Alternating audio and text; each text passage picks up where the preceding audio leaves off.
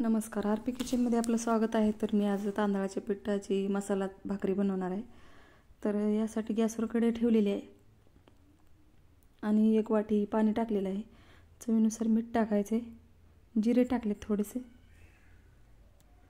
हिरवी मिरची टाकायची, तर कोथिंबीर टाकलेली आहे थोडीशी बारीक कट करून, आणि 1 वाटीभर मी तांदळाचं पीठ याच्यामध्ये टाकलेलं आहे आणि गॅस बंद करायचा आहे. तर एकदम पीठ असं घट्ट झालेलं आहे. तर आता थंड करून घ्यायचं आहे. तर मी याच्यातलं निम्मं पीठ बाजूला घेतलेलं आहे भाकरीसाठी. तर थोडंसं पाण्याचा हात लावून पीठ एकदम छान असं मळून घ्यायचं आहे. तर जेवढं भाकरीसाठी पीठ लागणार आहे तेवढं घ्यायचं आहे आणि थोडंसं बाजूला काढून ठेवायचं आहे. तर अशा पद्धतीचा मी उंडा बनवत आहे.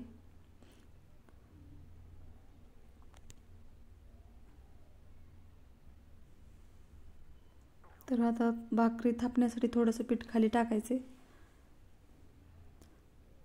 आणि उंडा ठेवून भाकर थापून घ्यायची.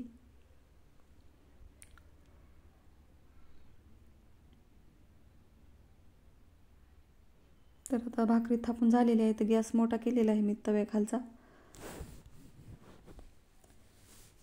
तर गॅस मोठाच ठेवायचा भाकर थापत असताना. तर एकदम तवा गरम झालेला आहे. तर आता मी ह्याच्यावर भाकरी टाकून घेत आहे. थोडंसं पाणी हातात घेऊन अशा पद्धतीने मी फिरवून घेणार आहे.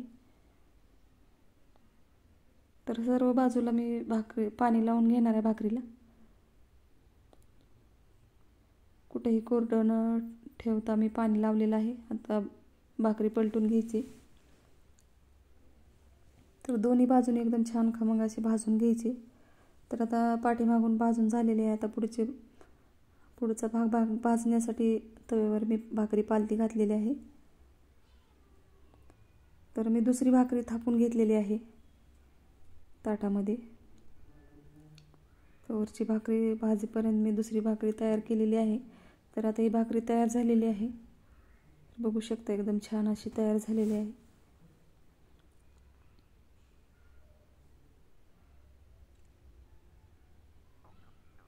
तर आता मी दुसरी पण भाकरी अशीच भाजून घेणार आहे.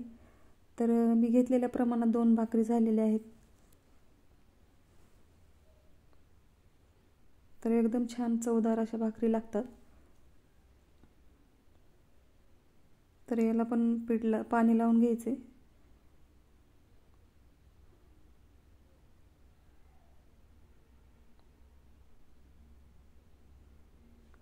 तर मी आता गॅस बारीक केलेला आहे कारण तवा जास्त तापलेला होता.